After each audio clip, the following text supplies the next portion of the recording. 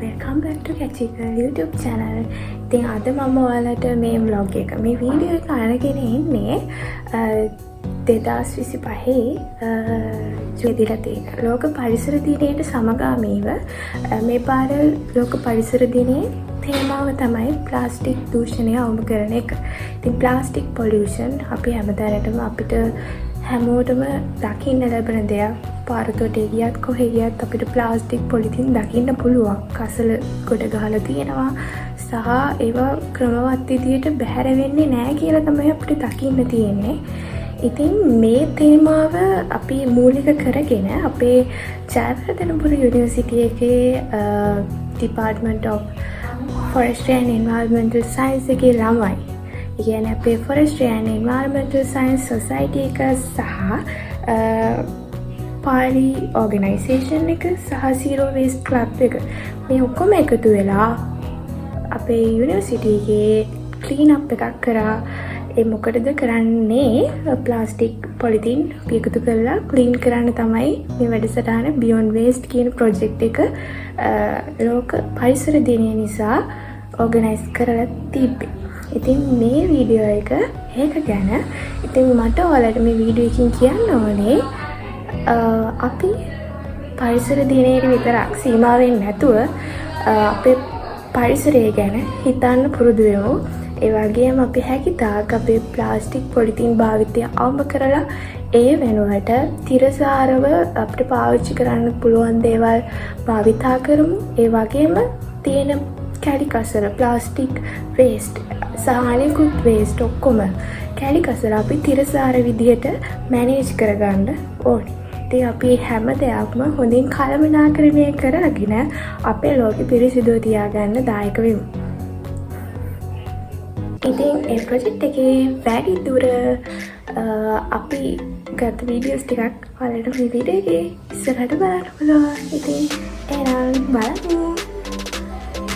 ඉතින් ඔන්න මම අද ඔයාලට කිව්වා වගේම අපේ ඒ වැඩසටහනක් වෙනුවෙන් කැම්පස් එකට යන්න තමයි මේ හදන්නේ. යන ගමන් මේ වැඩසටහනට අපේ පොලිතින් ප්ලාස්ටික් දූෂණය අවම කරන්න තේමා කරගත්ත Beyond Waste ප්‍රොජෙක්ට් එකට තමයි අපි මේ ආවේ. ඉතින් කට්ටියම ඇවිත් හිටියා අපි යනකොට. ඉතින් මේ විදිහට තමයි එතන වැඩ උනේ. මණ්ඩේ එක හෙට ජූනි 5 තියෙනවා. ඒක මේ පාර තීම් එක බීට් ප්ලාස්ටික් පොලියුෂන්. ඒ වෙනුවෙන් ශ්‍රී ජයවර්ධනපුර විශ්වවිද්‍යාලයේ Beyond Waste එකයි පාලි LLC එකත් එක්ක ශ්‍රී ජයවර්ධනපුර විශ්වවිද්‍යාලයේ අපේ Forestry and Environment Science Society එක අපි එකතු වෙලා university clean up pilot project එකක් කරා. ඒක දැන් අපි උදේ 9 ඉඳන් 12 වෙනකන් අපි ගොඩක් කුණු එකතු කරා. අපි ඒ ටික දැන් වෙන් කරගන්න ඕනේ සෝට් කරලා. එතන ප්ලාස්ටික් පොලිතින් ඊට අමතරව වීදුරු අරමුණක් තියෙනවා. වැඩි සාර්ථකයි. තව අපි හවසත් ඒක දැන් කන්ටිනියු කරනවා. ඉතින් අපි එතන ගිහිල්ලා ඒක වැඩසටහන කරන අයගෙන් ඒ තොරතුරු දැනගෙන අපි පොඩි කතා බහකුත් කරගත්තා කොහොමද මේ වැඩේ වෙන්නේ කියලා. ඊට පස්සේ අපි කට්ටිය බෙදලා ගියා කැම්පස් එකේ එක තැන්වල තියෙන ප්ලාස්ටික් පොලිතින් කසල වර්ග ඒ කියන්නේ කුණු එකතු කරගෙන එන්න.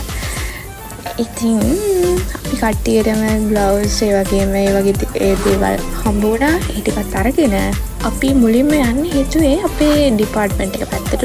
ඒකෙන් පටන් ගමු කියලා. කලින් ඇවිල්ලා කට්ටිය කැම්පස් එකේ තව තැන්වල තිබ්බ කුණු එකතු කරගෙන තිබ්බා. ප්ලාස්ටික්, ග්ලාස්, එතකොට පොලිතින් ඒ වගේ දේවල් දිරපත් නොවන කැලි කසල. ඉතින් අපි මේ විදිහට අපේ ඩිපාර්ට්මන්ට් එක පැත්තට ගිහිල්ලා ඒක වටේම තිබුණු ප්ලාස්ටික් පොලිතින් කුණු කසල ඔක්කොම දේවල් සැලකිය යුතු ප්‍රමාණයක් එකතු කරගෙන ආවා. ඉතින් මම හිතනවා මේ වැඩේ ඇත්තටම හොඳ වැඩක්. මේ විදිහට හැමෝම ඒගොල්ලන්ගේ ඒ තමන් ඉන්න වටපිටාව පිරිසිදුව තියාගන්නවා නම් ඒක ගොඩක් හොඳ දෙයක්. ඒ වගේම තමයි අපි මිනිස්සු විදිහට දැනගන්න ඕනේ අපි පාවිච්චි කරන දේවල් වෙන කාටවත් බරක් වෙන්නේ නැතුව, වෙන කාටවත් ඒක අස් කරන්න තියන්නේ නැතුව අපේ කුණු අපිම ක්‍රමවත් විදියට බැහැර කරන්න. අන්න ඒක තමයි මම හිතන්නේ මිනිස්සු විදියට අපි අපේ හදාගන්න ඕන ඇටිටියුඩ් එක. මොකද අපිට පොඩි කාලේ ඉඳන් අපේ ඉස්කෝලේ වල එහෙම අධ්‍යාපනය ලැබනකොට අපිට කියලා දුන්නේ අපි ගෙනාපු ටොපි කොලයක්වත් බිම දාන්න එපා. ඒකත් බෑග් එකේ අරගෙන යන්න ගෙදරට. ගෙදර ගිහින් ඒක ඩස්බින් එකට දාන්න. ඒ වගේ ආකල්ප හදපු, ඒ වගේ ආකල්ප තියෙන ළමයි විදිහට මට ඔයාලටත් කියන්න තියෙන්නේ අපිට නිවුස් වලින් ඒ වගේම හැමතැනින්ම අහන්න දකින්න ලැබෙන දේවල් අනුව ඇත්තටම මිනිසුන්ගේ ගුණාංගය දියුණු වෙන්න ඕනේ ඇත්තටම.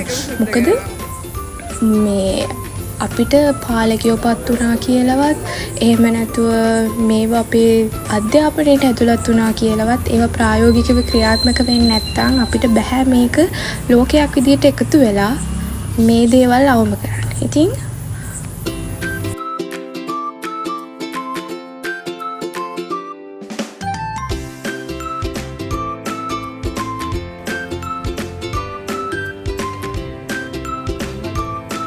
ඉතින් ඒ දේවල් මතක් කරන එක මම මේ වලට පෙන්නන්නේ අපි එකතු කරපු කුඩ.